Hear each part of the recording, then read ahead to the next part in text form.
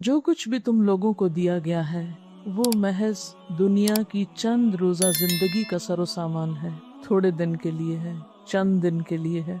और जो कुछ अल्लाह के यहाँ है वो बेहतर भी है और पायदार भी। दूसरी दुनिया में, दूसरे घर में जो कुछ मिलने वाला है वो इस दुनिया के मुकाबले में ज्यादा अच्छा है और बाकी रहने वाला भी। लेकिन वो है किसके लिए?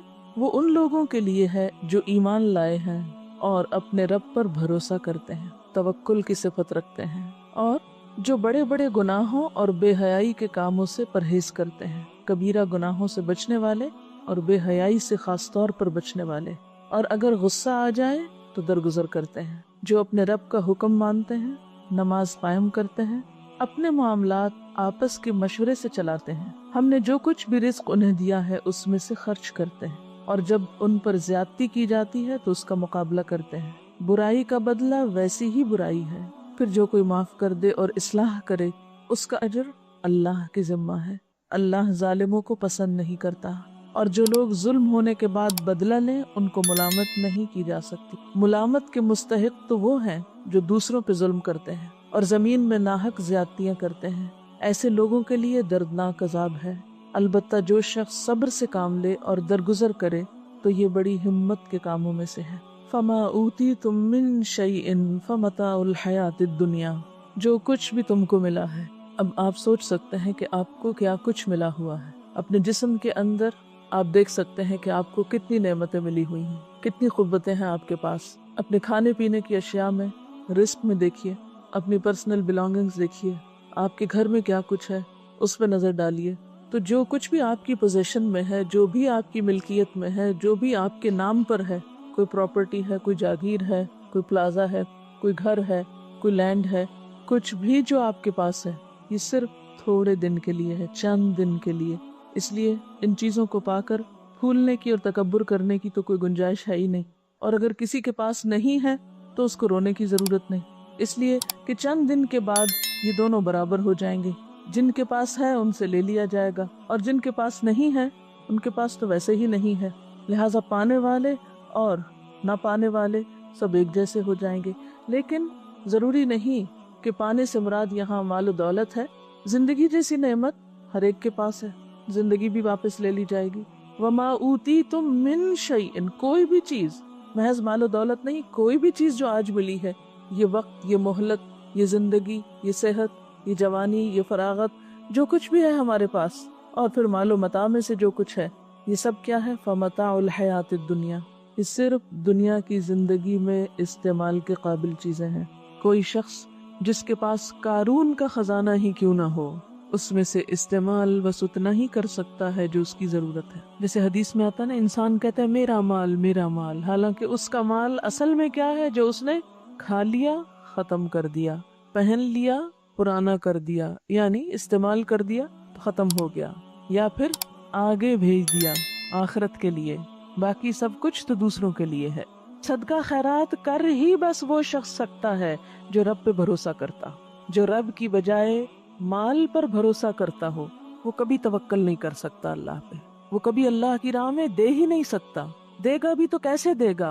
क्योंकि उसको डर होगा कि ये चला गया तो मैं कहाँ से खाऊंगा, ये दे दिया तो मैं कहाँ से पहनूंगा, ये किसी का हो गया तो मेरा क्या बनेगा। आप अपनी जिंदगी पर भी नजर दौड़ाएं। जब भी कोई चीज सदका करने को दिल चाहे तो सबसे पहला ख्याल क्या होता है? तो मेरा क्या होगा, मैं क्या करूंगा, ये चीज अगर मैं फलां को दूं तो मेरा क्या होगा।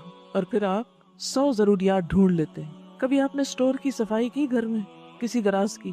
पहले आप तंग आते हैं चीजों से और आप सोचते हैं मैंने इन सबको निकाल देना है। फिर आप दराज साफ करते हैं, चीजें निकालते हैं, छानते पटकते, फिर आप दोबारा रखने लगते हैं। फिर आप कहते हैं ये इस काम आएगी, ये हिस्सा आएगी, ये हिस्सा आएगी, इसे एज अ कूड़ कबाड़ दोबारा सारे का सारा एज इट इज सेट होके दोबारा दराज में आ जाएगा, स्टोर में आ जाएगा। सिमट जाता ना, जब बिखरा होता है तो इंसान तंग आता है, क्या बला है, और जब सिमट जाता है तो इंसान कहता है अब काम आ जाएगा। और फिर साल के बाद सफाई करते हैं तो वो किसी काम नहीं आता।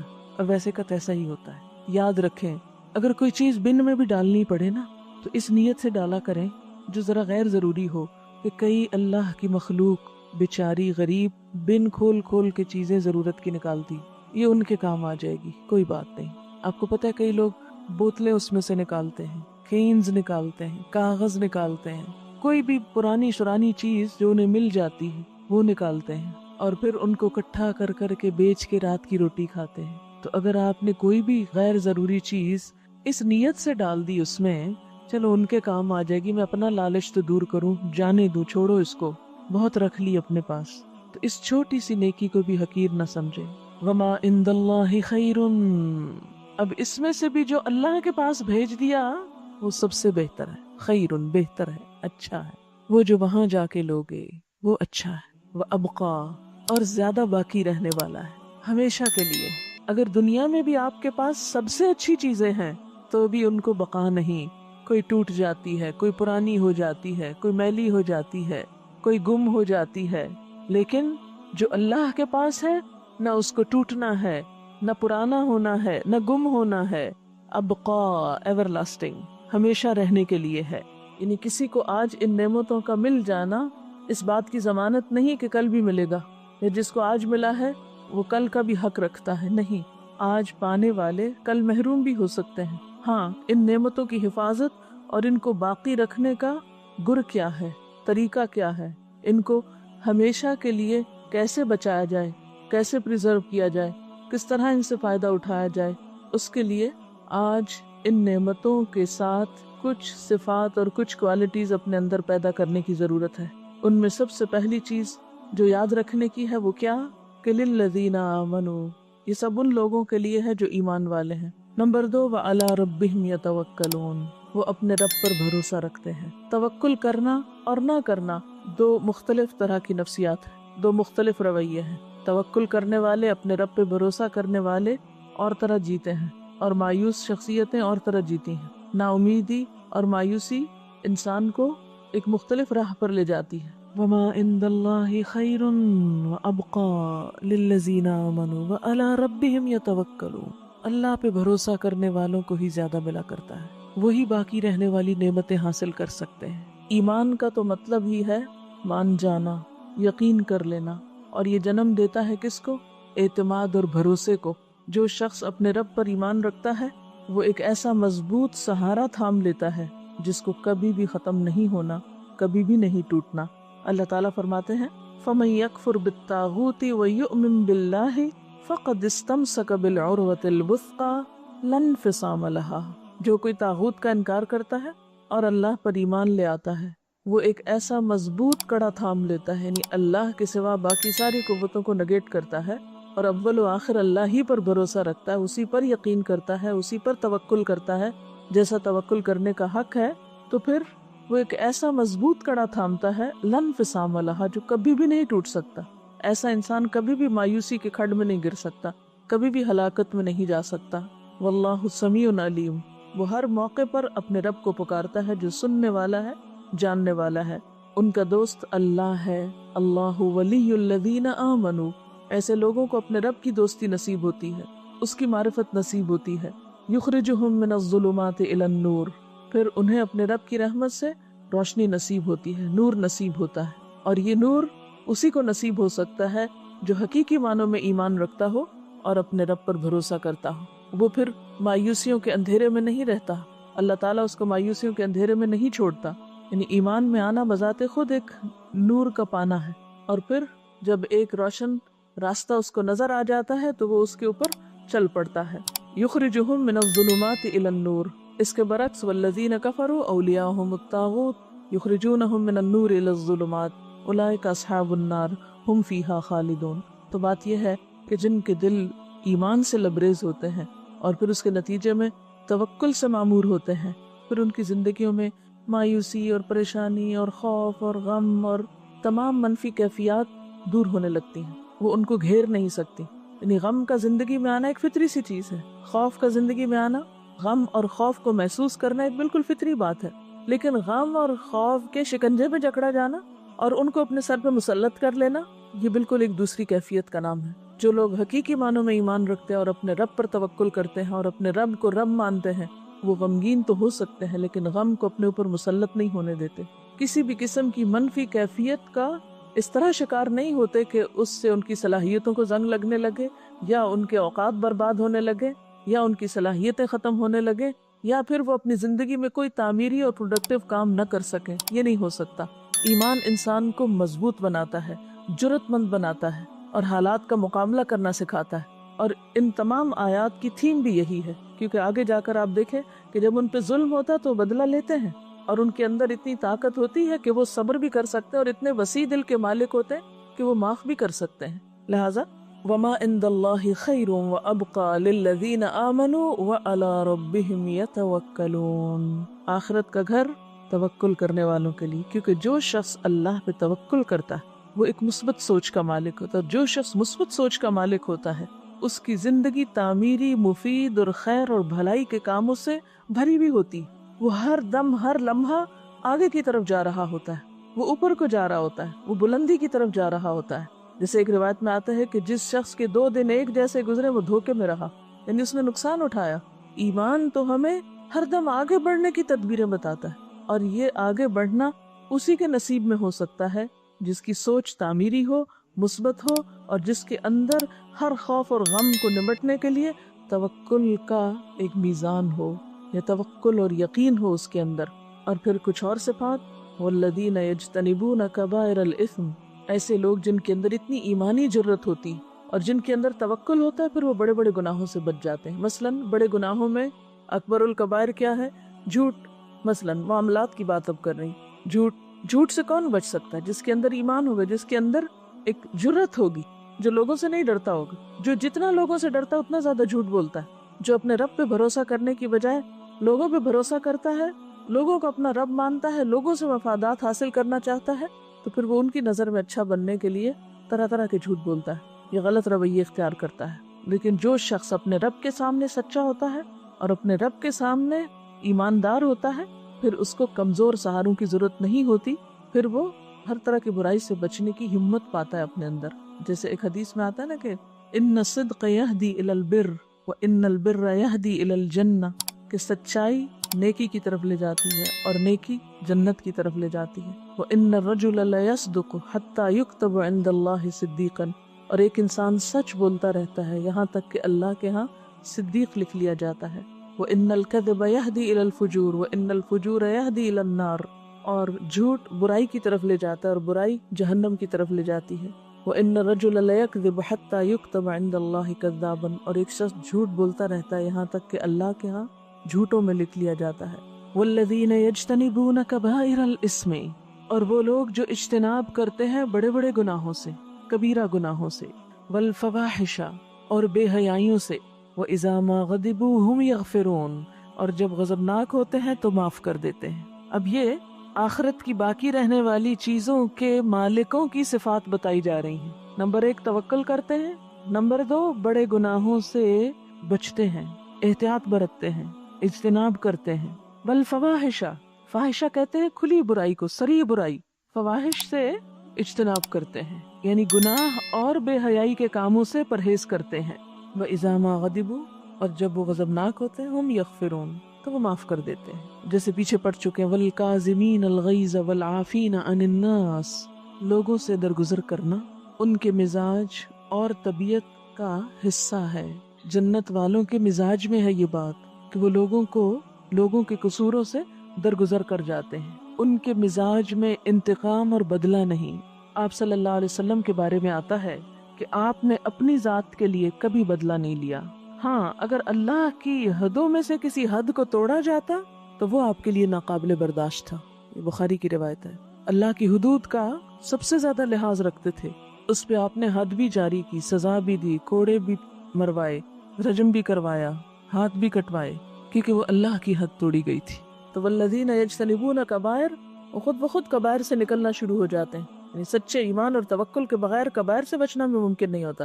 پھر کبائر میں غیبت کرنا، دوسروں کی پیٹھ پیچھے ان کی برائیاں کرنا، پھر کبائر میں زنا، شراب، چوری، دھوکہ، امانت میں خیانت، یہ ساری کبیح صفات اسی شخص کے اندر ہو سکتی ہیں جس کے اندر ایمان نہ ہو اور جس کا رب پر بھروسہ نہ ہو۔ جب اس کے دل سے لوگوں کا خوف نکلتا ہے تو پھر وہ صحیح رستے پر آ جاتا ہے۔ اور پھر خاص طور پر کبیرہ گناہوں میں والفواحش، فواحش سے بچتا ہے۔ فواحش کا لفظ فحش سے نکلا، کھلی برائی، اور خصوصاً بے حیائی کے کام۔ بے حیائی کے کاموں میں کیا چیزیں آتی؟ ایک تو یہ جھوٹ، دھوکہ، یہ سب بے حیائی کے کام ہیں، لیکن اس کے علاوہ دیکھیے گناہ کی تعریف کیا کی گئی کہ جس پر تم خوف کھاؤ کہ لوگوں کو پتہ نہ چل جائے، یعنی جس کے بارے میں تمہیں ڈر ہو کہ ہائے میرا پول نہ کھل جائے، جو کام تم لوگوں کے سامنے نہیں کر سکتے۔ اور اس سے بڑی برائی کیا ہے کہ تم ڈھٹائی سے برے کام کرو۔ یعنی عام گناہ کیا ہے؟ کبیرہ گناہوں میں بہت سے گناہ آتے ہیں جو کھلے کیے جائیں یا چھپے کیے جائیں، لیکن فواحش وہ ہیں جو کھلے عام کیے جائیں۔ یعنی پھر یہ کبیرہ گناہوں سے بھی ان کی شدت بڑھ جاتی ہے، یعنی انتہائی ڈھٹائی سے کیے جانے والے غلط کام جس میں انسان کی حیا نہیں رہتی۔ حدیث میں آتا نا اذا لم تستحی فاصنع ما شئت، جب تم میں حیا نہیں تو جو چاہے کرو۔ تو ایسا شخص پھر ڈٹ کے برائی کرتا ہے، کہتا ہے جو کرنا ہے کر لو، میں تو یہی کروں گا۔ یعنی اس کو نہ بندوں کی حیا ہے نہ اللہ کی حیا ہے، لہٰذا ایسے کام فواحش میں آتے ہیں۔ اسم کیا ہے؟ الاثم ما حاک فی نفسک، گناہ وہ ہے جو تمہارے دل میں کھٹکے اور تمہیں ڈر لگے کہ لوگوں کو پتہ نہ چل جائے، اس کو اسم کہتے ہیں۔ اور اسم کے بعد پھر فواحش آتے ہیں کہ وہ ڈر بھی نکل جائے، وہ جھجک بھی ختم ہو جائے اور کھلے عام انسان غلط کام کرنا شروع کر دے۔ تو جنت میں جانے والے ان دونوں طرح کے گناہوں سے بچتے ہیں، اسم سے بھی بچتے ہیں، فحش سے بھی بچتے ہیں۔ وَإِذَا مَا غَضِبُوا هُمْ يَغْفِرُونَ، اور اپنے جذبات پر خوب قابو رکھتے ہیں۔ یعنی جب کسی کے خلاف غصہ بھی آ جائے تو محض غصے کا اظہار کر کے اپنے جذبات کی تسکین نہیں کرتے، معاف کرنا بھی جانتے ہیں۔ غصہ دلانے والی چیزوں پر معاف کر سکتے ہیں۔ اور کیا صفات ہوتی ہیں ان کے اندر؟ وَالَّذِينَ اسْتَجَابُوا لِرَبِّهِمْ، اور وہ لوگ جو اپنے رب کا ہر حکم مانتے ہیں، لبیک کہتے ہیں۔ استجابت کیا ہوتی ہے کہ رب کے کسی بھی حکم کے بارے میں ان کے اندر کوئی کمپلیکس نہیں ہوتا، اطاعت کے راستے میں کوئی چیز رکاوٹ نہیں ہوتی، رب کی پکار پر فوراً لبیک کہتے ہیں۔ رب کی بات سنتے ہی کیا کرتے؟ سمعنا وأطعنا، ہم نے سنا اور ہم مان لیتے ہیں۔ کوئی حکم سنا، جی اللہ تعالیٰ ہم ایسا ہی کریں گے، یہ نہیں کرتے یہ کیوں ہے، یہ کیسے ہے، حجت بازی، بحث مباحثہ نہیں۔ سمعنا وأطعنا، کسی بھی بات کے لیے اتنا ہی کافی ہے کہ وہ اللہ کا حکم ہے، اس کی کوئی ریزن سمجھ میں آتی ہے یا نہیں، بس اتنی ریزن ہی بہت ہے کہ وہ اللہ کا حکم ہے۔ والذین استجابوا لربہم واقاموا الصلاۃ، اور نماز قائم کرتے ہیں۔ نماز کا قائم کرنا جنت میں لے جانے والے کاموں میں سے ہے۔ اور پھر اجتماعی معاملات میں وامرہم شورى بینہم، تنہا فیصلے نہیں کرتے بلکہ مشورے سے کام کرتے ہیں۔ تنہا فیصلے وہ شخص کرتا ہے جو اپنے آپ کو بڑی چیز سمجھتا، یعنی خود کو بہت عقل مند سمجھتا، لہٰذا اپنی مرضی پر، اپنے اون پر، اپنے خیال کے مطابق چیزوں کو جیسے بہتر پائے ویسے ہی فیصلہ کر لی، ویسے ہی کر گزرے۔ لیکن ایمان والوں کی صفت یہ نہیں ہوتی، اور اس چیز کو اپنے خلاف نہیں سمجھتے۔ بعض لوگ مشورہ کرنے کو اپنی عقل یا اپنی شان کے خلاف سمجھتے ہیں کہ ہم کیوں کسی سے مشورہ کریں، کیا ہم میں عقل نہیں، ہم سمجھدار نہیں، ہم اپنی آزادی کو خود استعمال کریں، ہم جیسے جی چاہیں کام کریں۔ نہیں، آپ اپنی ذاتی زندگی کے بارے میں تو آزاد ہیں۔ مثلاً آپ نمکین پسند کرتے ہیں یا میٹھا، آپ کا جو جی چاہے کھائیں، اس میں آپ کو کسی سے مشورہ کرنے کی ضرورت نہیں، اللہ یہ کہ آپ بیمار ہو جائے تو پھر آپ کو ضرور پوچھنا پڑے گا ڈاکٹر سے کہ مجھے کیا کھانا چاہیے اور کیا نہیں، پھر وہ آپ سے فیس بھی لے گا مشورے کی اور آپ پر پابندیاں بھی لگائے گا۔ لیکن اجتماعی معاملات کسی ایک شخص کی مرضی سے نہیں چلا کرتے، چاہے وہ گھر کی اجتماعیت ہو، چاہے وہ کسی ادارے کی اجتماعیت ہو، اس میں باہم مشورہ بے حد ضروری ہے، اور مشورہ پھر کامیابی کا راستہ کھولتا ہے۔ اور مشورہ کیا ہے؟ دراصل کسی بھی کام کے بہتر پہلو کو اختیار کرنے کے لیے بہتر رائے کا انتخاب، اور دوسرے سب کو ساتھ ملا کر چلنا، یعنی ٹیم ورک کی جان یا روح ہوتا ہے، باہمی اعتماد کو ظاہر کرتا ہے۔ وَأَمْرُهُمْ شُورَى بَيْنَهُمْ، اور ان کے آپس کے معاملات مشورے سے طے ہوتے ہیں۔ یہ جنت کے وارثوں کی ایک اہم خوبی ہے۔ شورا کا لفظ ذکرا اور بشرا کی طرح باب مفاعلہ سے اسم مصدر ہے، یعنی اہل ایمان ہر اہم کام باہمی مشاورت سے کرتے ہیں، اپنی ہی رائے کو حرف آخر نہیں سمجھتے۔ خود نبی صلی اللہ علیہ وسلم کو بھی اللہ تعالیٰ نے حکم دیا کہ مسلمانوں سے مشورہ کیجیے۔ آل عمران 159 میں آتا ہے وَشَاوِرْهُمْ فِي الْأَمْرِ، چنانچہ آپ صلی اللہ علیہ وسلم جنگی معاملات اور دیگر اہم کاموں میں مشاورت کیا کرتے تھے۔ اس کا فائدہ کیا ہوتا ہے؟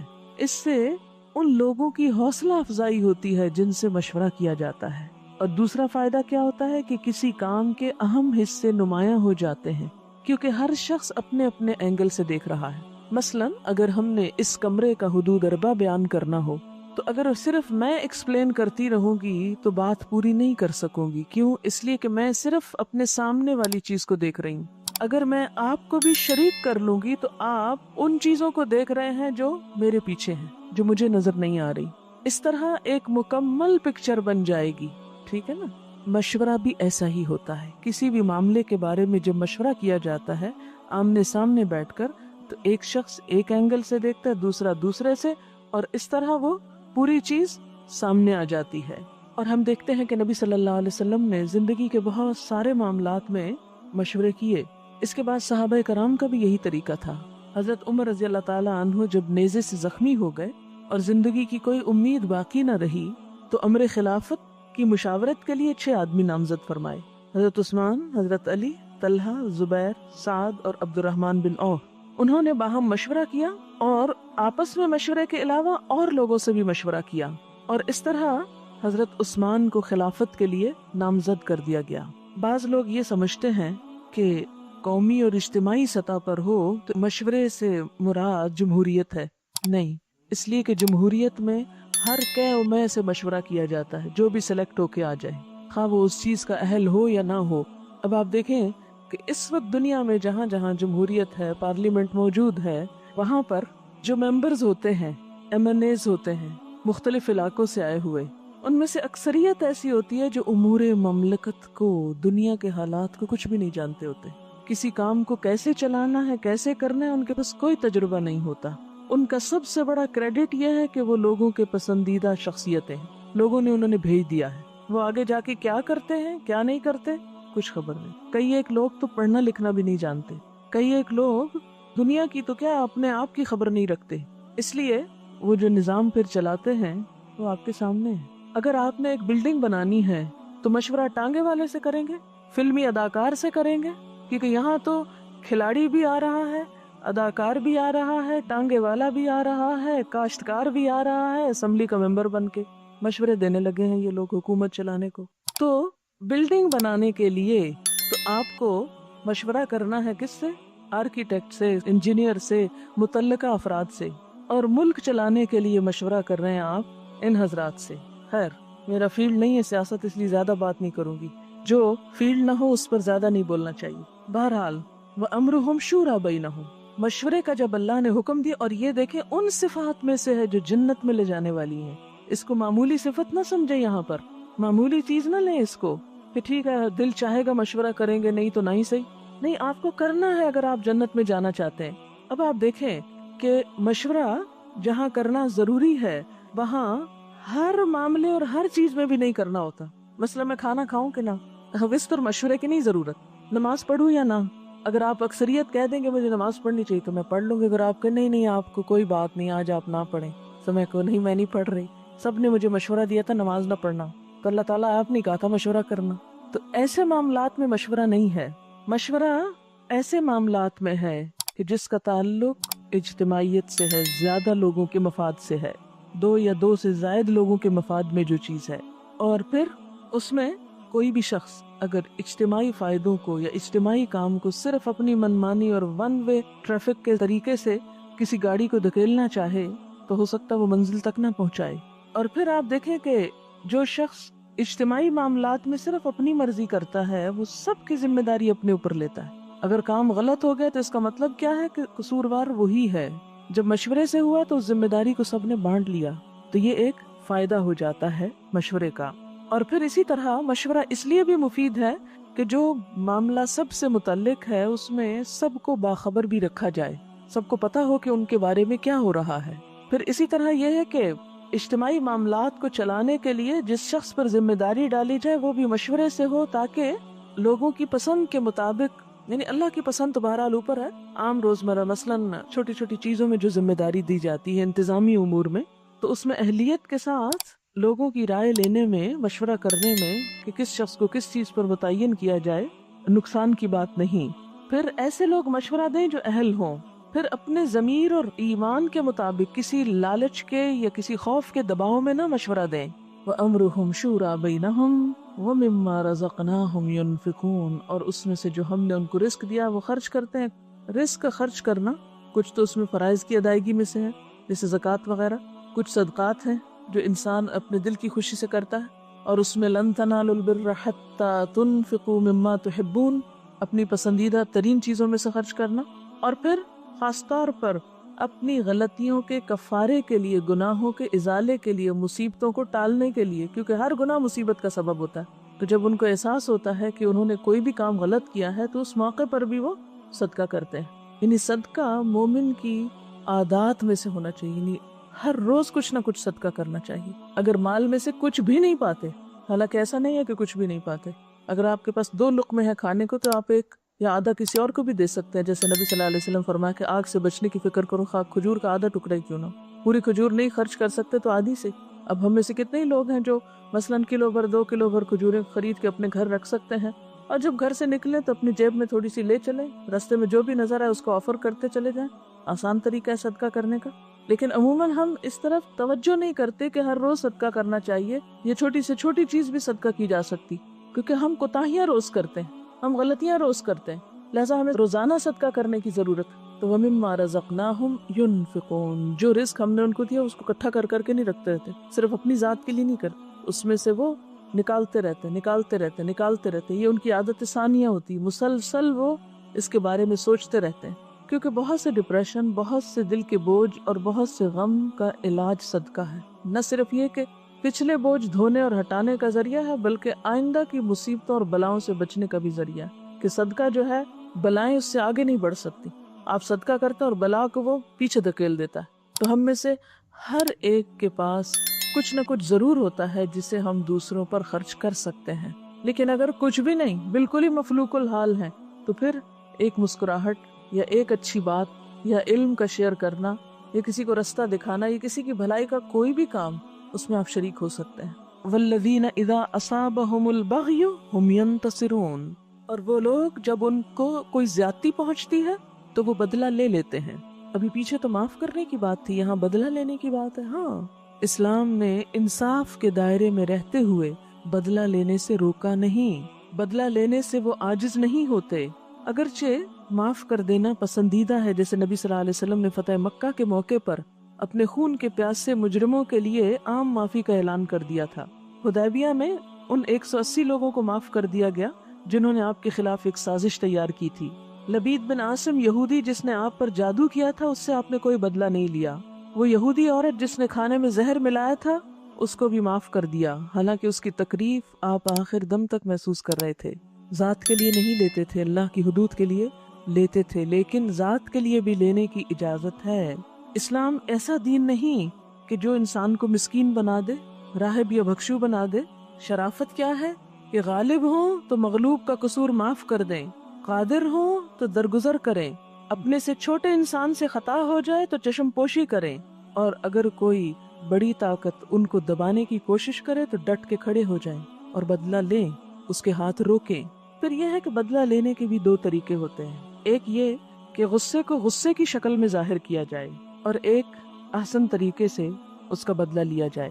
غصہ آنا، تلخی پیدا ہونا بالکل ایک نیچرل بات ہے، کوئی شخص اس سے بچا ہوا نہیں، ہر شخص کے اندر اللہ نے پتا رکھا ہے، وہ زہر کی پوٹلی، وہ اپنا کام کرتی ہے، لیکن اظہار کا طریقہ دوہرا ہو سکتا ہے۔ ایک یہ کہ غصے کو غصے کی شکل میں ظاہر کیا جائے، دوسرا یہ کہ غصے کو برداشت کی شکل میں ظاہر کیا جائے۔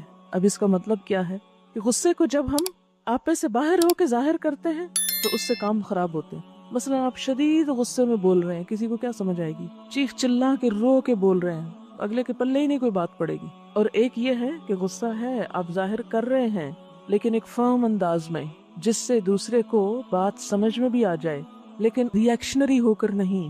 اس میں عموماً کیا ہوتا ہے؟ نقصان ہو جاتا ہے، کیونکہ جب آپ ری ایکشن ایسا کرتے ہیں تو دوسرے کو اور بھڑکا دیتے ہیں، وہ اگر طاقتور ہے تو آپ پہ اور ظلم کا اندیشہ ہے۔ اب یہ ساری صفات ہیں اہل جنت کی، کہ جو جنت میں جائیں گے ان کے اندر یہ تمام صفات ہونی چاہیے، یہ کرائیٹیریا آپ کو میٹ کرنا ہے۔ مثلاً آپ کسی دوسرے ملک میں جا کر رہنا چاہتے ہیں، امیگریشن چاہتے ہیں، تو اس کے لیے آپ کو ایک سرٹن کرائیٹیریا میٹ کرنا پڑتا ہے، آپ کو کچھ ضروری چیزیں فراہم کرنی پڑتی ہیں۔ تو جنت کی امیگریشن کے لیے بھی، یہاں سے وہاں جانے کے لیے بھی آپ کے اندر ایک مخصوص کردار کا ہونا بے حد ضروری ہے۔ وہاں کے ویزا کے لیے بھی کچھ ضروری شرائط اور ریکوائرمنٹس ہیں، اگر آپ وہ پورا نہیں کرتے تو اندر جانے کے مستحق نہیں۔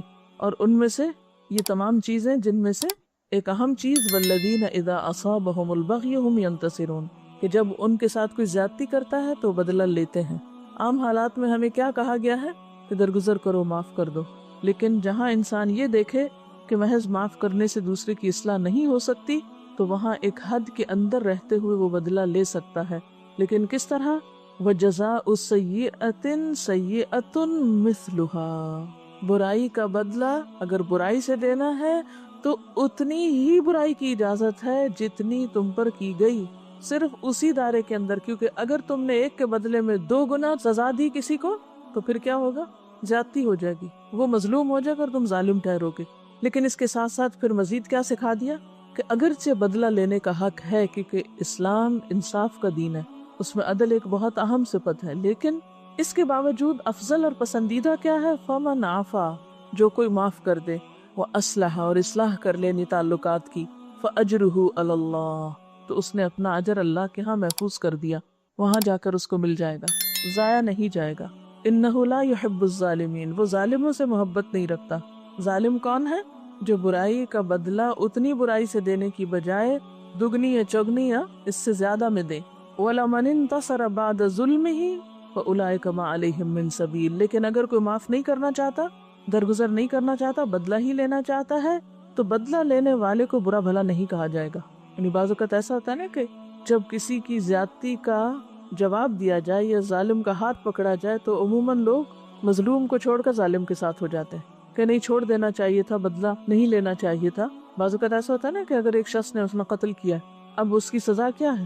قتل، قتل کا بدلہ قتل ہے۔ اب اگر کوئی انصاف کی خاطر، بدلے کی خاطر اس شخص کو کیفر کردار تک پہنچاتا ہے اور اس شخص کو پھانسی ہو جاتی ہے یا وٹ ایور جو بھی طریقہ ہے بدلے کا، تو عموماً پھر عامت الناس کا رجحان کیا ہوتا ہے کہ نہیں، اس شخص نے توبہ کر لی تھی، معافی مانگ لی تھی، تو اب اس کو سزا نہیں ملنی چاہیے تھی۔ نہیں، یہ حق اللہ نے کس کو دیا ہے؟ مقتول کے وارثوں کو دیا ہے۔ وہ چاہیں تو معاف کر دے، چاہے تو بدلہ لے، جو بدلہ لے گا اس کو کوئی برا نہیں کہے گا۔ فَأُولَئِكَ مَا عَلَيْهِم مِّن سَبِيلٍ، ایسے لوگوں کو ملامت نہ کی جائے گی۔ بدلہ لینے والے کو آپ برا بھلا نہیں کہہ سکتے، لیکن اس وقت تک جب کہ وہ اتنا ہی لے جتنی اس پر زیادتی ہوئی، آگے نہ بڑھے۔ ہاں آگے بڑھے تو پھر وہ ظالم ہوگا۔ انما السبیل علی الذین یظلمون الناس، ملامت تو ان پر ہے جو لوگوں پہ ظلم ڈھاتے ہیں۔ وَيَبْغُونَ فِي الْأَرْضِ بِغَيْرِ الْحَقِّ، اور زمین میں ناحق زیادتیاں کرتے ہیں۔ اولئک لہم عذاب علیم، ایسے لوگوں کے لیے دردناک عذاب ہے۔ یعنی دنیا میں بھی ان کو سزا دی جا سکتی ہے، اور اگر دنیا میں وہ بچ جائیں، پکڑے نہ جائیں، تو آخرت میں وہ اللہ کی سزا سے بچ نہیں سکتے۔ اولئک لہم عذاب علیم، وہاں وہ دردناک سزا پائیں گے۔ اور خلاصہ کیا ہے اس سارے معاملے کا؟ وَلَمَن صَبَرَ، ابتدائے گفتگو میں ایمان کی بات تھی، توکل کی بات تھی، اور انتہائی گفتگو میں صبر۔ وَلَمَن صَبَرَ وَغَفَرَ، اور جو کوئی صبر کرے اور معاف کر دے، دوسروں سے درگزر کرے، تو إِنَّ ذَلِكَ لَمِنْ عَزْمِ الْأُمُورِ، یہ بڑی ہمت کے کاموں میں سے ہے۔ اور یہ ہمت کس کے اندر آتی ہے؟ جس کے اندر ایمان کی پختگی ہو، کردار کی پختگی ہو، اخلاق کی بلندی ہو، جو اپنے رب پر بھروسہ کرنا جانتے ہوں۔ یہاں ایک بات یاد رکھیے کہ غصے پر قابو پانے کی بات تو ہے ہی، لیکن جو چیز کہی جا رہی ہے وہ یہ کہ غصے کے باوجود معاف کر سکتے ہیں۔ یعنی غصہ ہے تو پھر بھی معاف کر دیتے ہیں۔ یہاں توکل کی صفت جو ہے وہ ساری خوبیوں کا اور ان آگے کے سارے کاموں کے لیے ایک بنیاد نظر آتی ہے۔ توکل کے بغیر آپ باقی کام نہیں کر سکتے، کیونکہ انسان کو کیا چیز اللہ کی اطاعت سے روکتی ہے؟ دنیا کی محبت، دنیا کا مفاد، کسی چیز کا خوف، کسی چیز کی طلب۔ تو جب آپ کے اندر توکل آ جاتا ہے تو پھر آپ دنیا سے بے نیاز ہونے لگتے ہیں۔ جب بے نیاز ہو جاتا ہے تو آپ کے اندر ایک بے خوفی کی کیفیت پیدا ہوتی ہے، یعنی خوف ختم ہو جاتا ہے آپ کے اندر سے، تو پھر آپ کے اندر ایک ایسی جرأت پیدا ہوتی ہے کہ آپ بڑے بڑے سٹیپ اٹھا سکتے ہیں۔ یہ ساری باتیں جو ہیں عزم الامور میں سے ہے، بڑی ہمت کے کاموں میں سے ہے۔ یہ ہمت کس کے اندر آتی ہے؟ جس کا اپنے رب پر بھروسہ ہو، جس نے اپنے رب کو پا لیا ہو۔ اصل بات یہی ہے کہ بنیادی کردار نہیں ہے ہمارے اندر۔ ایک بڑے سناریو میں جب ہم چیزوں کو دیکھتے ہیں تو وہ سمٹ کے پھر چھوٹے میں آ جاتا ہے۔ ذات اور فرد کی اصلاح سے امت کی اصلاح ہو سکتی۔ یہ کام طویل ضرور ہے لیکن اس کے بغیر گزارا نہیں، کیونکہ جب تک بنیادیں مضبوط نہ ہوں۔ آپ دیکھیے کہ جیسے شورا ہی کی بات آپ نے کی، ہم سب اپنی اپنی زندگیوں میں غور کریں، ہمارے گھریلو معاملات کتنے فیصد باہم مشورے سے طے ہوتے ہیں؟ ہمارا کلچر کیا بتاتا ہے؟ جب مثلاً عموماً گھروں میں کوئی بڑا ایشو آتا ہے، کوئی شادی بیاہ کا معاملہ ہے یا کوئی پراپرٹی کی لین دین ہے یا کچھ بیچنا ہے ایون، تو کیا بعض اوقات صرف چند افراد اپنے مفادات کو سامنے رکھ کے فیصلہ نہیں کر لیتے؟ کیا وہ ان متعلقہ افراد کو شریک مشورہ کرتے ہیں کہ جو اس معاملے سے متعلق ہوتے ہیں یا ہوا بھی نہیں لگنے دیتے؟ اسی طرح اداروں میں آپ دیکھ لیجئے، لوکل سطح کی گورنمنٹ کے اداروں میں دیکھ لیجئے، پھر ایک حکومت کے اندر دیکھ لیجئے، پھر اس سے آگے بڑھ کر جو امت مسلمہ مختلف حکومتیں ہیں ان کا آپس میں ایک دوسرے پر اعتماد اور آپس میں ایک دوسرے کے ساتھ کیا تعلق ہے، تو جب تک ہمارے اندر یہ بنیادی اخلاق نہیں پایا جاتا اس وقت تک اللہ کی مدد آ نہیں سکتی، اور اس کی ابتدا ہم میں سے ہر ایک کو اپنی ذات سے کرنا ہے اور پھر اس کا شعور عام کرنا ہے اور دوسروں کے اندر بھی بیدار کرنا ہے۔ آپ دیکھیے کہ ایمان کے فوراً بعد توکل کا جو ذکر ہوا ہے، یہ تمام چیزوں کے اندر آپ کو نظر آئے گا۔ مثلاً بڑے گناہوں سے بچنے کے لیے بھی توکل چاہیے۔ آپ جھوٹ بول کر، دھوکہ دے کر بہت کچھ نفع کما سکتے ہیں اپنی تجارت میں، لیکن آپ اپنے اصولوں پہ قائم رہتے ہیں، آپ دھوکہ اور فریب سے بچتے ہیں، کیا چیز آپ کو بچائے گی؟ توکل کہ نہیں، جس رب نے رزق دینا ہے وہ دے گا، جھوٹ اور فریب کے ذریعے میں اپنی آمدنی نہیں بڑھا سکتا۔ اسی طرح باقی گناہوں سے بچنا، فواحش سے بچنا، پھر اسی طرح یہ جتنی بھی اگلی صفات ہیں، حتیٰ کہ نماز کے اندر بھی آپ دیکھیے، بعض اوقات ہم نماز کیوں مختصر کر دیتے ہیں، یہ کیوں جلدی پڑھتے ہیں کہ ہمیں کوئی اور فائدہ یاد آ رہا ہوتا ہے کہ وہ فلاں کام ہمارا چھٹ جائے گا، فلاں کام رہ جائے گا، تو میں جلدی سے فلاں نفع کو حاصل کر لوں۔ ہمارے اندر ٹھہراؤ آ ہی نہیں سکتا، حکمت اور وزڈم آ ہی نہیں سکتی جب تک کہ توکل کی صفت ہمارے اندر نہیں۔ اور توکل کیا ہے کہ جب تک اللہ نہ چاہے کوئی فائدہ نہیں پہنچا سکتا، اور جب تک وہ نہ چاہے کوئی نقصان نہیں دے سکتا۔ ایک حدیث میں پڑھ رہی تھی اور اس میں توکل کا مفہوم بہت اچھی طرح سمجھ میں آتا ہے۔ قال رسول اللہ صلی اللہ علیہ وسلم لابن عباس، رسول اللہ صلی اللہ علیہ وسلم نے ابن عباس سے کہا، یا غلام، اے بچے، انی اعلمک کلمات، میں تمہیں چند باتیں سکھاتا ہوں۔ اب آپ یہ بھی دیکھ لیجئے کہ آپ صلی اللہ علیہ وسلم کی تعلیم صرف بزرگوں کے لیے نہیں تھی، ٹین ایجرز کے لیے بھی تھی۔ غلام جو ہے ٹین ایجر کو کہتے ہیں، ان کو بھی آپ نے تعلیم دی اور ان کو بھی براہ راست سکھایا۔ اور آپ دیکھیے کہ ایک غلام جو ہے، غلام سے مراد یہاں یعنی 13-14 سال کا بچہ ہے، تو اس کو آپ دیکھیے کہ کتنی زبردست بات سکھا رہے ہیں، اور اس ایج میں سکھا رہے ہیں کیونکہ یہی وہ ایج ہوتی ہے کہ جس میں توکل نام کی اور اعتماد اور یکسوئی نام کی کوئی چیز نہیں ہوتی۔ انسان بہت ہی ایک ایسے لاؤبالی پن سے گزر رہا ہوتا ہے کہ جس میں اس کے لیے زندگی توکل اور ٹھہر کے چلنے اور سوچ سمجھ کے کام کرنے کا نام نہیں ہوتی۔ بہرحال کہتے ہیں احفظ اللہ یحفظ کا، آپ صلی اللہ علیہ وسلم نے فرمایا کہ تم اللہ تعالیٰ کو یاد رکھو، وہ تمہاری حفاظت کرے گا۔ احفظ اللہ تجدہ تجاہک، اللہ کو یاد رکھو تم اسے اپنے سامنے پاؤ گے۔ اذا سألت فاسأل اللہ، جب تم سوال کرو تو اللہ سے کرو، جب مانگو تو اللہ سے مانگو۔ وَإِذَا اسْتَعَنْتَ فَاسْتَعِنْ بِاللَّهِ، اور جب مدد طلب کرو تو اللہ ہی سے مدد مانگو۔ وَعَلَمْ، اور یاد رکھو، أَنَّ الْأُمَّةَ لَوْ اجْتَمَعَتْ، اگر سارے لوگ اس بات پہ اکٹھے ہو جائیں، عَلَىٰ أَن يَنْفَعُوكَ بِشَيْءٍ، کہ تمہیں کسی چیز میں کوئی فائدہ پہنچا سکے، لَمْ يَنْفَعُوكَ إِلَّا بِشَيْءٍ قَدْ كَتَبَ اللَّهُ لَكَ، مگر اتنا ہی فائدہ دے سکتے ہیں جتنا اللہ نے تمہارے حصے میں لکھ دیا، اس سے آگے کوئی نہیں فائدہ دے سکتا۔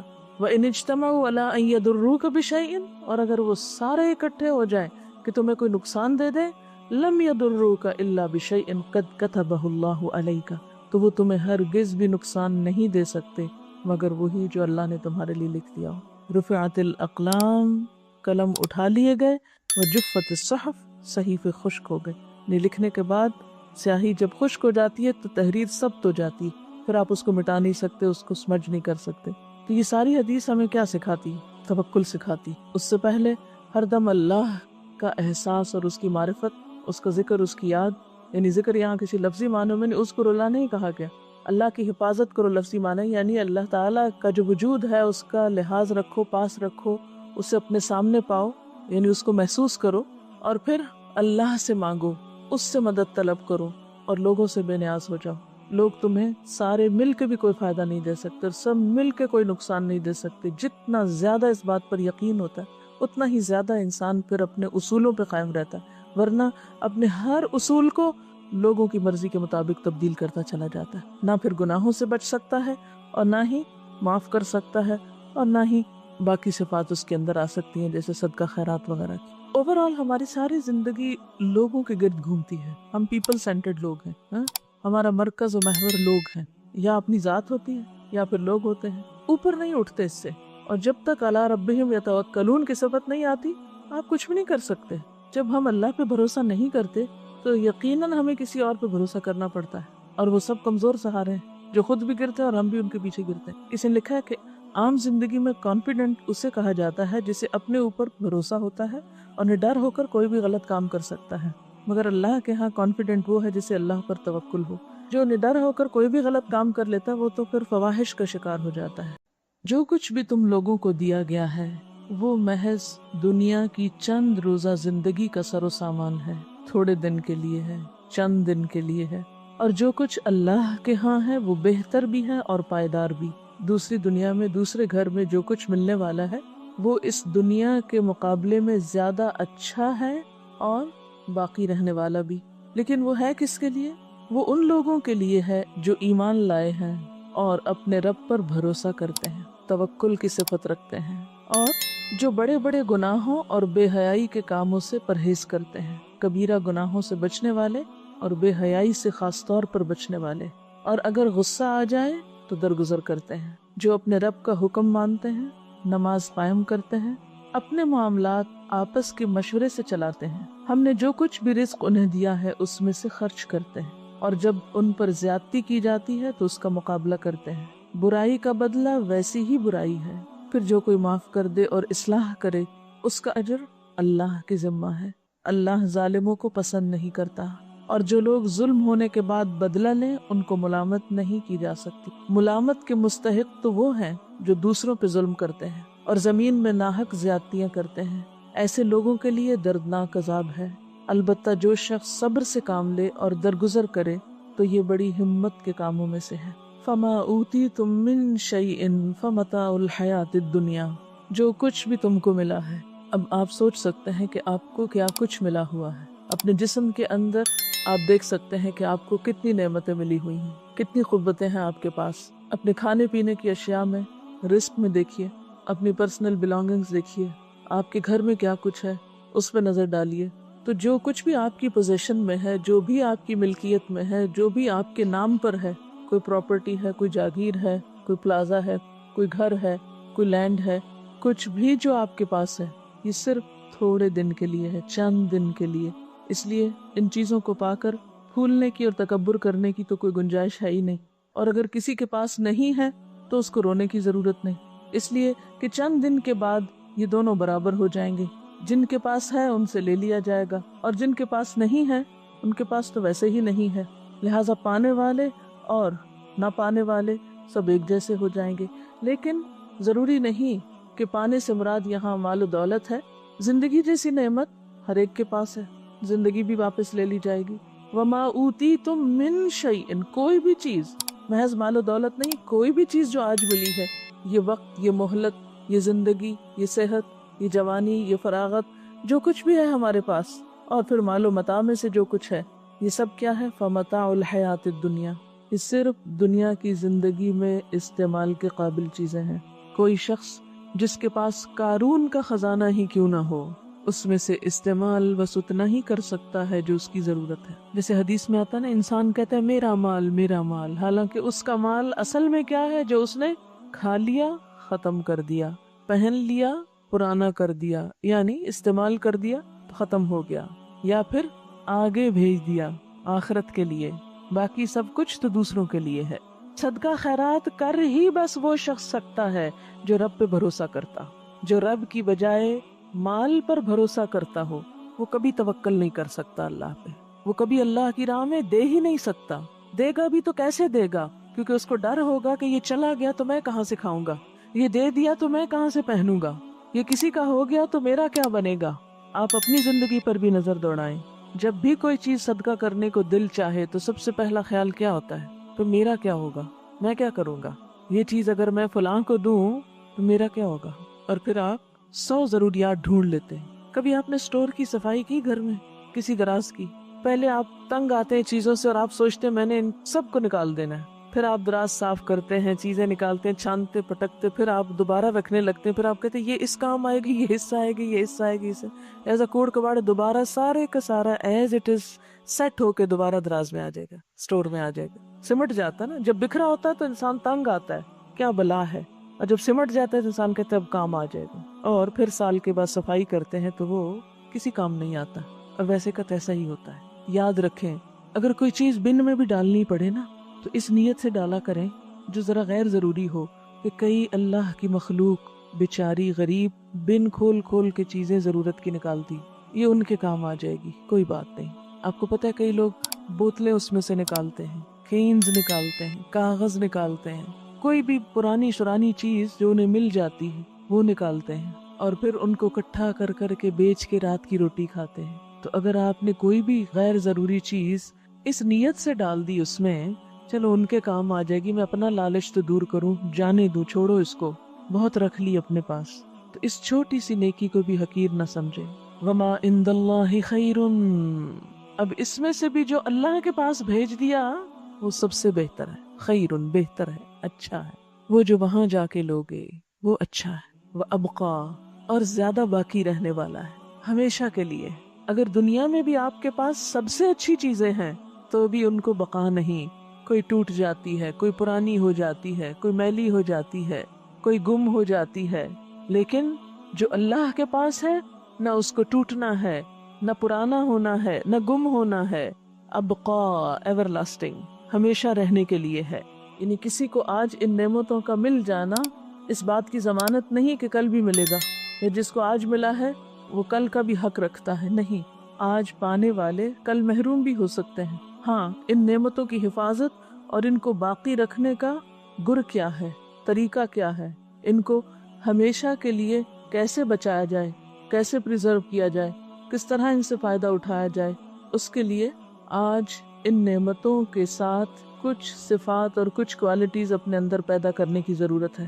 ان میں سب سے پہلی چیز جو یاد رکھنے کی ہے وہ کیا کہ للذین آمنوا، یہ سب ان لوگوں کے لیے ہے جو ایمان والے ہیں۔ نمبر 2، وعلی ربہم یتوکلون، وہ اپنے رب پر بھروسہ رکھتے ہیں۔ توکل کرنا اور نہ کرنا دو مختلف طرح کی نفسیات ہیں، دو مختلف رویے ہیں۔ توکل کرنے والے، اپنے رب پہ بھروسہ کرنے والے اور طرح جیتے ہیں، اور مایوس شخصیتیں اور طرح جیتی ہیں۔ نا امیدی اور مایوسی انسان کو ایک مختلف راہ پر لے جاتی ہے۔ وما عند اللہ خیر وابقا للذین آمنوا وعلی ربہم یتوکلون، اللہ پہ بھروسہ کرنے والوں کو ہی زیادہ ملا کرتا ہے، وہی باقی رہنے والی نعمتیں حاصل کر سکتے ہیں۔ ایمان کا تو مطلب ہی ہے مان جانا، یقین کر لینا، اور یہ جنم دیتا ہے کس کو؟ اعتماد اور بھروسے کو۔ جو شخص اپنے رب پر ایمان رکھتا ہے وہ ایک ایسا مضبوط سہارا تھام لیتا ہے جس کو کبھی بھی ختم نہیں ہونا، کبھی بھی نہیں ٹوٹنا۔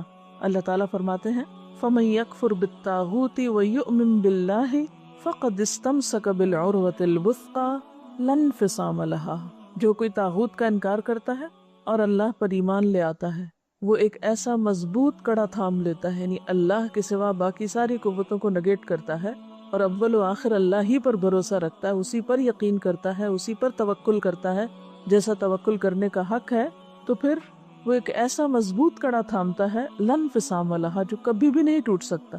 ایسا انسان کبھی بھی مایوسی کے کھڈ میں نہیں گر سکتا، کبھی بھی ہلاکت میں نہیں جا سکتا۔ واللہ سمیع علیم، وہ ہر موقع پر اپنے رب کو پکارتا ہے جو سننے والا ہے، جاننے والا ہے۔ ان کا دوست اللہ ہے، اللہ ولی الذین آمنوا، ایسے لوگوں کو اپنے رب کی دوستی نصیب ہوتی ہے، اس کی معرفت نصیب ہوتی ہے۔ یخرجہم من الظلمات الی النور، پھر انہیں اپنے رب کی رحمت سے روشنی نصیب ہوتی ہے، نور نصیب ہوتا ہے، اور یہ نور اسی کو نصیب ہو سکتا ہے جو حقیقی معنوں میں ایمان رکھتا ہو اور اپنے رب پر بھروسہ کرتا ہو۔ وہ پھر مایوسیوں کے اندھیرے میں نہیں رہتا، اللہ تعالیٰ اس کو مایوسیوں کے اندھیرے میں نہیں چھوڑتا۔ یعنی ایمان میں آنا بذات خود ایک نور کا پانا ہے، اور پھر جب ایک روشن راستہ اس کو نظر آ جاتا ہے تو وہ اس کے اوپر چل پڑتا ہے۔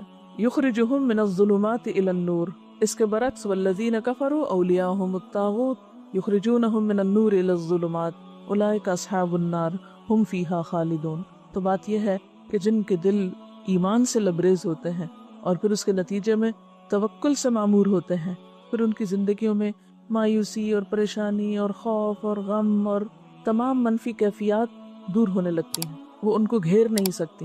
یعنی غم کا زندگی میں آنا ایک فطری سی چیز ہے، خوف کا زندگی میں آنا، غم اور خوف کو محسوس کرنا ایک بالکل فطری بات ہے، لیکن غم اور خوف کے شکنجے میں جکڑا جانا اور ان کو اپنے سر پہ مسلط کر لینا، یہ بالکل ایک دوسری کیفیت کا نام ہے۔ جو لوگ حقیقی معنوں میں ایمان رکھتے ہیں اور اپنے رب پر توکل کرتے ہیں اور اپنے رب کو رب مانتے ہیں، وہ غمگین تو ہو سکتے ہیں لیکن غم کو اپنے اوپر مسلط نہیں ہونے دیتے، کسی بھی قسم کی منفی کیفیت کا اس طرح شکار نہیں ہوتے کہ اس سے ان کی صلاحیتوں کو زنگ لگنے لگے، یا ان کے اوقات برباد ہونے لگے، یا ان کی صلاحیتیں ختم ہونے لگے، یا پھر وہ اپنی زندگی میں کوئی تعمیری اور پروڈکٹیو کام نہ کر سکیں۔ یہ نہیں ہو سکتا۔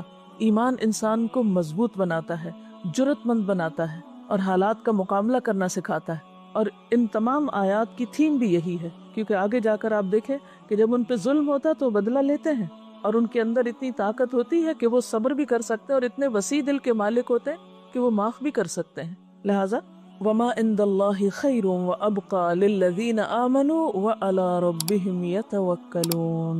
آخرت کا گھر توکل کرنے والوں کے لیے، کیونکہ جو شخص اللہ پہ توکل کرتا ہے وہ ایک مثبت سوچ کا مالک ہوتا ہے۔ جو شخص مثبت سوچ کا مالک ہوتا ہے اس کی زندگی تعمیری، مفید اور خیر اور بھلائی کے کاموں سے بھری بھی ہوتی۔ وہ ہر دم، ہر لمحہ آگے کی طرف جا رہا ہوتا ہے، وہ اوپر کو جا رہا ہوتا ہے، وہ بلندی کی طرف جا رہا ہوتا ہے۔ جیسے ایک روایت میں آتا ہے کہ جس شخص کے 2 دن ایک جیسے گزرے وہ دھوکے میں رہا، یعنی اس نے نقصان اٹھایا۔ ایمان تو ہمیں ہر دم آگے بڑھنے کی تدبیریں بتاتا ہے، اور یہ آگے بڑھنا اسی کے نصیب میں ہو سکتا ہے جس کی سوچ تعمیری ہو، مثبت ہو، اور جس کے اندر ہر خوف اور غم کو نمٹنے کے لیے توکل کا ایک میزان ہو، یا توکل اور یقین ہو اس کے اندر۔ اور پھر کچھ اور صفات، والذین یجتنبون کبائر الاثم، ایسے لوگ جن کے اندر اتنی ایمانی جرت ہوتی اور جن کے اندر توکل ہوتا ہے، پھر وہ بڑے بڑے گناہوں سے بچ جاتے ہیں۔ مثلاً بڑے گناہوں میں اکبر الکبائر کیا ہے؟ جھوٹ۔ مثلاً معاملات کی بات اب کر رہی، جھوٹ سے کون بچ سکتا ہے؟ جس کے اندر ایمان ہوگا، جس کے اندر ایک جرت ہوگی، جو لوگوں سے نہیں ڈرتا ہوگا، جو جتنا لوگوں سے ڈرتا ہے اتنا زیادہ جھوٹ بولتا ہے، جو اپنے رب پہ بھروسہ کرنے کی بجائے لوگوں پہ بھروسہ کرتا ہے، لوگوں کو اپنا رب مانتا ہے، لوگوں سے مفادات حاصل کرنا چاہتا ہے، تو پھر وہ ان کی نظر میں اچھا بننے کے لیے طرح طرح کے جھوٹ بولتا ہے، یہ غلط رویے اختیار کرتا ہے۔ لیکن جو شخص اپنے رب کے سامنے سچا ہوتا ہے اور اپنے رب کے سامنے ایماندار ہوتا ہے، پھر اس کو کمزور سہاروں کی ضرورت نہیں ہوتی، پھر وہ ہر طرح کی برائی سے بچنے کی ہمت پاتا ہے اپنے اندر۔ جیسے ایک حدیث میں آتا ہے نا کہ ان الصدق یہدی الی البر وان البر یہدی الی الجنہ، کہ سچائی نیکی کی طرف لے جاتی ہے اور نیکی جنت کی طرف لے جاتی ہے۔ وان الرجل لیصدق حتی یکتب عند اللہ صدیقا، اور ایک انسان سچ بولتا رہتا ہے یہاں تک کہ اللہ کے ہاں صدیق لکھ لیا جاتا ہے۔ وان الکذب یہدی الی الفجور وان الفجور یہدی الی النار، اور جھوٹ برائی کی طرف لے جاتا ہے اور برائی جہنم کی طرف لے جاتی ہے۔ وَإِنَّ الرَّجُلَ لَيَكْذِبُ حَتَّى يُكْتَبَ عِندَ اللَّهِ كَذَّابًا، اور ایک شخص جھوٹ بولتا رہتا ہے یہاں تک کہ اللہ کے ہاں جھوٹوں میں لکھ لیا جاتا ہے۔ وَالَّذِينَ يَجْتَنِبُونَ كَبَائِرَ الْإِثْمِ، اور وہ لوگ جو اجتناب کرتے ہیں بڑے بڑے گناہوں سے، کبیرہ گناہوں سے، وَالْفَوَاحِشَ، اور بے حیائیوں سے، وَإِذَا مَا غَضِبُوا هُمْ يَغْفِرُونَ، اور جب غضبناک ہوتے ہیں تو معاف کر دیتے ہیں۔ اب یہ آخرت کی باقی رہنے والی چیزوں کے مالکوں کی صفات بتائی جا رہی ہیں۔ نمبر 1 توکل کرتے ہیں، نمبر 2 بڑے گناہوں سے بچتے ہیں، احتیاط برتتے ہیں، اجتناب کرتے ہیں۔ والفواحش، فاحشہ کہتے ہیں کھلی برائی کو، صریح برائی، فواحش سے اجتناب کرتے ہیں، یعنی گناہ اور بے حیائی کے کاموں سے پرہیز کرتے ہیں۔ وَإِذَا مَا غَضِبُوا، اور جب وہ غضبناک ہوتے ہیں، ہم یغفرون، تو وہ معاف کر دیتے ہیں، جیسے پیچھے پڑ چکے ہیں، وَالْكَاظِمِينَ الْغَيْظَ وَالْعَافِينَ عَنِ النَّاسِ، لوگوں سے درگزر کرنا ان کے مزاج اور طبیعت کا حصہ ہے۔ جنت والوں کے مزاج میں ہے یہ بات کہ وہ لوگوں کے قصوروں سے درگزر کر جاتے ہیں، ان کے مزاج میں انتقام اور بدلہ نہیں۔ آپ صلی اللہ علیہ وسلم کے بارے میں آتا ہے کہ آپ نے اپنی ذات کے لیے کبھی بدلہ نہیں لیا، ہاں اگر اللہ کی حدوں میں سے کسی حد کو توڑا جاتا تو وہ آپ کے لیے ناقابل برداشت تھا۔ یہ بخاری کی روایت ہے۔